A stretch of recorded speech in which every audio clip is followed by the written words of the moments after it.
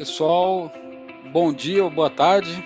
Bom, para mim é um grande prazer estar aqui mais uma vez, né? O evento está realmente fantástico. Ano passado já foi incrível e esse ano melhor ainda. Bom, eu sou Felipe, profissional de TI já há pelo menos 21 anos. Desses últimos 21, aliás, os últimos 14 trabalhando com gestão de equipes, né? Em geral em suporte em Service Desk e também em suporte à arquitetura de soluções. Hoje eu estou me enveredando pela área aí de empreendedorismo, então sou CEO da Gen Saúde, que é um marketplace para a área de medicina diagnóstica. Legal. Bom, eu comecei lá em 2017 a tratar de um assunto muito específico, que é o assunto que eu sou apaixonado, que é exatamente o foco no cliente, né? Trouxe lá atrás uma experiência minha enquanto gerente de suporte na Shift, quando a gente tratou do pronto atendimento e Service Desk, a gente antecipou o nível 3 lá no nível 0, muita gente falou que era maluquice, deu super certo, um baita resultado, depois eu repliquei esse modelo em outros lugares e também deu certo, tive outros amigos aqui da HDI que também testaram e foi super legal. Em 2020, no ano passado, eu trouxe um assunto curioso, gerou várias expectativas entre meus colegas de suporte, que é a síndrome do SLA positivo, né? Foi um assunto delicioso. Na época, eu contei com a ajuda do Roberto Tranjan para falar sobre esse assunto e foi realmente fantástico. E esse ano eu trago uma nova provocação, NPS versus SLA. Trouxe um assunto muito pertinente, né? Estou trazendo aqui. Vamos falar de restaurante, né? Por que não? Vamos falar de restaurante. Esse ano, para falar um pouquinho sobre suporte, a gente vai abordar a situação de um restaurante. Olha que legal. Bom, o que a gente vê na foto aí é um restaurante numa esquina muito bonita ali, e a gente percebe então uma fachada arquitetônica super legal, tudo bem pensado, né? Estacionamento ali no cantinho, iluminação na árvore que traz um destaque legal, foto sensacional. Lá dentro não é muito diferente, lá dentro tem uma cozinha baita, super chefes trabalhando na maior tranquilidade, e aí começam as questões, né? Eles têm KPIs próprios, têm que entregar tudo certinho, tudo dentro do seu tempo, o seu TMA, o time está sempre unido, em comum acordo, veja bem, eles deixaram a porta sempre fechada para o salão, então o pessoal do salão não entra, eles também não saem, então eles estão sempre olhando os seus resultados, eles estão lá, putz, olhando firmemente ali, isso é uma incrível. Bom, no salão, um prato vazio, né? A galera já está revoltada, né? Falta mão de obra, o time não está completo, né? E aquele caos. Esse resultado não poderia ser outro, né? O resultado não poderia ser outro. A gente vai ter uma dificuldade de elevar o nosso negócio, o negócio vai caindo, os números vão caindo, os sócios vão começando ali a se incomodar, aonde estão os problemas de fato, e aí eu te pergunto, né? Legal, mas né? O que que isso tem a ver com o nosso negócio? Por que que a gente está falando de restaurante? É exatamente esse o ponto, né? O que eu tenho ouvido muitas empresas, e sobretudo as empresas de software, onde eu me especializei mais, é o SLA lá em cima e o NPS lá embaixo. Fiz uma pesquisa aqui no hall do evento com algumas pessoas que eu fui capturando ali, vendo o currículo, vendo quem era gestor de suporte, quem trabalhava com suporte, líder técnico e tal. Agradeço imensamente as pessoas que estão aqui, que responderam uma pesquisa bem rápida que eu fiz, e aí o assunto foi validado, né? Por isso que eu estou com essa cara feliz aqui, porque o assunto foi absolutamente validado, né? Das pessoas que me responderam, apenas uma, gente, apenas uma pessoa respondeu o seu NPS, o NPS da empresa. Todos eles sabiam na ponta da língua o SLA da tua equipe.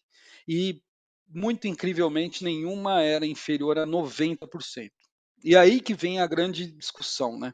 A gente trata SLA da equipe, a gente trata os nossos indicadores, lembrando lá da cozinha, a cozinha tá linda, mas e o cliente, né? Muitas vezes a gente não olha o que o cliente fala da gente. Eu estou falando aqui de NPS, poderia ser outra metodologia, eu não estou aqui trazendo o NPS, o SLA, o TMA, o TME, não, isso para mim é tudo sopa de letrinha, a gente poderia estar falando de uma outra forma de metrificar, mas fato é que muitas pessoas das que responderam aparentam não estarem integradas ao sucesso do negócio como um todo. A visão sistêmica que eu abordei no ano passado. Me falta ainda essa visão sistêmica sobre o todo. Então, quando a gente olha para os KPIs de suporte, para as equipes de suporte, eu não estou aqui pregando que a gente não tenha indicadores, pelo contrário, eu adoro os indicadores, eles nos mostram o norte, muitas vezes a mudança de rota só acontece com os KPIs, a gente consegue ali traduzir isso em resultado real, mas não criação de silos, né? A equipe de suporte não pode ter os seus números e buscar os seus resultados sem olhar para o todo, sem olhar o sucesso do negócio. Poxa, a gente falava disso lá quando eu me certifiquei em ITIL lá atrás, eu não vou falar quantos anos atrás. Muito disso, né? Engajamento do negócio, o ITIL vai transformar o time técnico em olhar o negócio. A gente está aqui em 2021 com vários gestores de suporte que não sabem o NPS da companhia. Outros, mas minha companhia tem diversos NPS, diversos lin pois é, mas eu estou perguntando do seu, e aí a gente não consegue responder de forma rápido e tal, e saber qual o nosso valor, né, o que que o nosso time entrega com esses KPIs, qual o ROI que a gente entrega, o que que a gente entrega no final do dia. Outra coisa, qual é a participação dos gestores de suporte no PE? A gente participa só para falar de headcount, aliás, eu odeio referir aos meus analistas como headcount simplesmente, né. Mas e aí, por que que a gente só vai falar disso? A galera é a galera que está no front, é quem fala com o cliente todos os dias, é quem valida tudo aquilo que a gente entrega, ou então recebe muitas vezes as sinalizações de que a coisa não está andando. Falando de um assunto bem específico, coisas que eu vivo, coisas que já vivi, e coisas que às vezes em consultoria também a gente encontra, mas o fato é que isso ocorre e isso precisa ser repensado, né? Essa é a reflexão que eu trago. Bom, eh, legal. Quem nunca viu em suporte a sistemas, né, aquela bela frase, né, do mas é porque com tanto bug assim não tem suporte que aguente, né. Isso é sempre jogando para alguém, né. "Putz, ó os dev, né, criando bug e tal, não sei o que lá". A outra figurinha aí é mais para o time de produtos aí, né, quem for de produtos já viu essa figurinha, né, aquela famosa figurinha antiga, putz, quem projetou o sistema para ser assim, né? Ou então, o mais conhecido de todos, e agora trabalhando no dólar comercial, eu vejo ainda mais, né? Putz, quem foi que vendeu esse módulo desse jeito? Aqui é um monte de desculpa que a gente possa cada vez mais blindar os times de suporte e criar também indicadores em eles dessa maneira. Isso é muito danoso ao negócio. Às vezes, para buscar a ação dos nossos números pessoais, a gente sim não entrega o número da companhia ou integra o número na companhia. Né? Isso tem que ser cuidado. E questão que eu trago aqui, talvez o mais importante, parece que eu estou chovendo no molhado, né, gente? Parece que eu estou falando aquilo que a gente sempre ouve por aí, mas isso é muito importante. Nem todo mundo está pronto para trabalhar na nossa empresa. Então, assim, eu sei que está em moda, né, a questão do fit cultural, mas eu super acredito nisso. Não é qualquer um, não é qualquer talento que deve estar sentado com headset, até porque a gente sabe, aí alguns gestores de suporte não gostam de falar disso, e eu adoro falar disso, porque o suporte é sim o grande celeiro de grandes profissionais dentro das companhias. Eu sempre trabalhei dessa maneira, as pessoas sempre se evoluem dentro do suporte, mas isso não quer dizer que o suporte é um lugar para qualquer um. Suporte é lugar para gente especializada em gente, em suporte, em cliente, que tem orientação a cliente, que queira aprender, enfim. Eu gosto muito de dizer que quando a gente contrata bem, a gente evita churn, né? E em suporte, às vezes a gente nem fala de churn, veja bem, isso é muito triste, né? Isso precisa ser visto. Ouça quem conhece o cliente. Galera, assim, o nosso time de suporte conhece demais o nosso cliente, conhece demais cada reação, né? Conhece para onde a gente devia ir, talvez não com a especialidade de um PO, né? Sim, talvez não com a especialidade do gerente de marketing, do gerente de produto, sim, mas ele tem uma visão que essa galera não tem, que é o do dia a dia, é o cara que enxerga lá de dentro, né? Então, dar autonomia, estimular de liderança participativa, que é algo que eu fiz na minha carreira inteira, trazer a galera para frente, discutir, dar soluções, né, discordar do gestor é muito importante. Então, quando a gente consegue fazer isso, a gente realmente dá um passo muito importante em direção a autonomia e a participação e o crescimento de capacidade desse time, e isso retroalimenta a nossa companhia.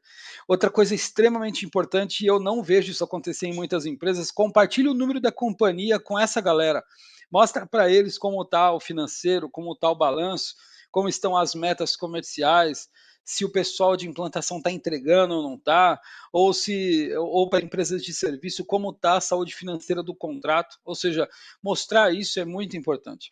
Quando eu falo de ouvir, ouvir atentamente, com interesse, né? Eu sempre trabalhei com o conceito de criar pequenos grupos de discussão para determinados assuntos dentro das minhas equipes. E isso traz de volta para o gestor um número incrível de novas ações, de potencialidade, de formas diferentes de enxergar, e eu posso dizer com super tranquilidade: muitas vezes a minha decisão estava errada ou ela não era a melhor em relação àquilo que me foi apresentado pelo time. Então, isso é muito importante. Então, assim, de novo, né, o que isso tem a ver com KPI? Gente, talvez o KPI não seja o melhor índice naquele momento, aquilo que eu uso não é o melhor índice. Eu sei que contratualmente a gente tem que entregar e tudo mais, mas negocia, sei lá, se vira, aí você precisa ser muito mais criativo, mas ouça o time, isso é uma coisa muito importante.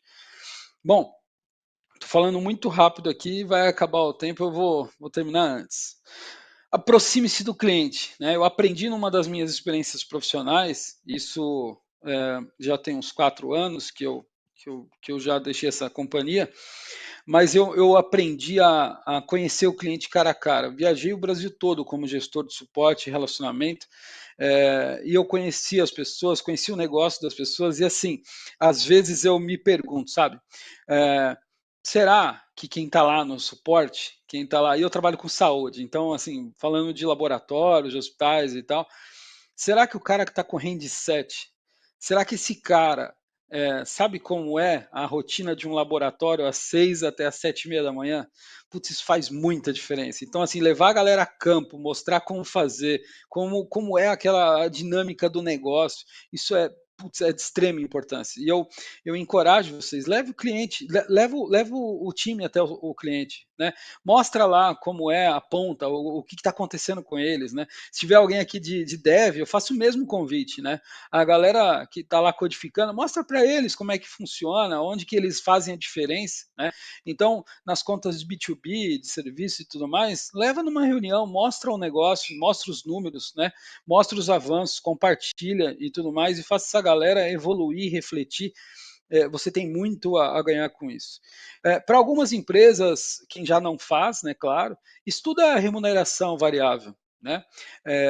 Mostre que o sucesso da companhia depende dele, e que se a companhia tiver, não estou falando de PLR não, estou falando de remuneração variável mesmo, né? Então, assim, se a companhia conseguir economizar dinheiro com ação, com uma novidade dentro do suporte, poxa vida, vamos falar de suporte então, vamos falar de remuneração variável, vamos fazer essa galera ganhar mais, ter participação nos lucros, assim como um executivo de vendas, por exemplo, tem. Né?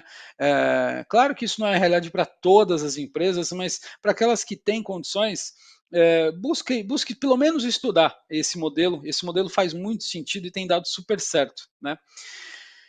E uma coisa de extrema importância, na minha opinião, todas as decisões, independente se elas são de gestor ou de time, ou uma ideia isolada de um time, tem que assinar. Eu falei muito sobre isso, falei sobre consenso, né? O consenso não necessariamente quer dizer que todo mundo converge e tem a mesma visão sobre um determinado assunto, mas o consenso é importante para que todos remem para o mesmo lado. Né? Um gestor que tem o time na mão, de verdade, ele tem muita chance de sucesso. Né? A empresa vai receber muito mais com isso. Então, assim, tomada uma decisão, deixa de ser impositivo, né? Passa a ser participativo. Deu certo, funcionou, galera. Vamos assinar junto. Se a gente tomou essa decisão, vamos assinar junto. E aí eu volto a todo mundo, eu convido a todo mundo eu acho que tem na internet minha palestra do ano passado, sobre um tema. Lá tem várias referências como sugestão, né, para que a gente possa olhar um pouquinho com mais cuidado essa questão do assinar junto, das reuniões de one-on-one. E para finalizar, igualzinho ano passado. Eu falei rápido de energia para 30 minutos e eu vou terminar antes. O pessoal da técnica fica feliz comigo.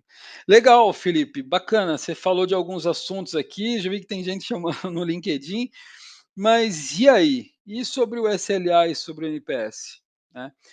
O que a gente tem realmente para falar desse assunto? Bom, primeiro, SLA é muito bem-vindo, outros indicadores são extremamente importantes, então, assim, saber quanto tempo de espera a galera está no telefone para ser atendido é importante, saber se o meu SLA total faz sentido é muito importante, muitas vezes contratualmente, né? A gente tem que seguir o contrato, tem que cumprir e vamos cumprir, né? Mas não sei se é tão importante cuidar atentamente desses dois itens, né, desses indicadores, se a gente faz tudo isso que eu comentei anteriormente, porque é natural. O SLA, quando é real e promove NPS, ele é natural. Aí que está a questão. Né? Ano passado eu falava sobre a síndrome do SLA positivo e eu fazia uma provocação. Conheço muito bem o time de suporte, já fui analista de suporte lá atrás, quando tinha cabelo ainda, mas assim, peça para eles o número do SLA e eles vão te entregar rapidamente, não necessariamente na mesma qualidade que o seu cliente merece. Isso é muito importante. E não quer dizer que ninguém é maldoso aqui, quer dizer só é que muitas vezes a gente, como gestor, está preso, extremamente preso ao número e esquece de quem está na frente. O quanto aquele cliente pensa em sair, em dar churn, por conta de um atendimento ruim, ou um atendimento não engajado, não humanizado, né? Eu não sou contra bots nem nada disso, mas assim, vamos olhar isso com mais cuidado, vamos olhar isso com mais interesse genuíno, e a gente vai perceber que esses dois indicadores eles são naturais. NPS não é manipulável, galera. Isso, NPS ou outro indicador parecido, eles não são manipuláveis, né? Eles são o sentimento real do cliente. Então, para quem trabalha diretamente com o cliente aqui, pode ter certeza. A gente pode até conseguir com ações fazer um ajuste. Eu sempre brinco, né, que o NPS, quando a gente tem um neutro, né, o neutro ele está muito mais longe de conseguir ser convertido do que o próprio detrator, né, porque ele já tem um conceito sobre você. Isso deve ser observado e deve ser tomado conta. Então, assim, eu deixo aí esses assuntos de NPS, SLA, TMA, TME, indicadores, KPIs, para outras pessoas, para outras literaturas tão importantes quanto, mas hoje aqui eu quis falar de pessoas, de clientes e nosso relacionamento. Bom, vou ficando por aqui. O meu LinkedIn tá aí, eu sou super acessível, então assim, meu celular também tá aí, ele é o WhatsApp, todo mundo pode me procurar. Vem falar comigo, vamos tomar um café. E é isso aí, galera. Brigadão, um abraço.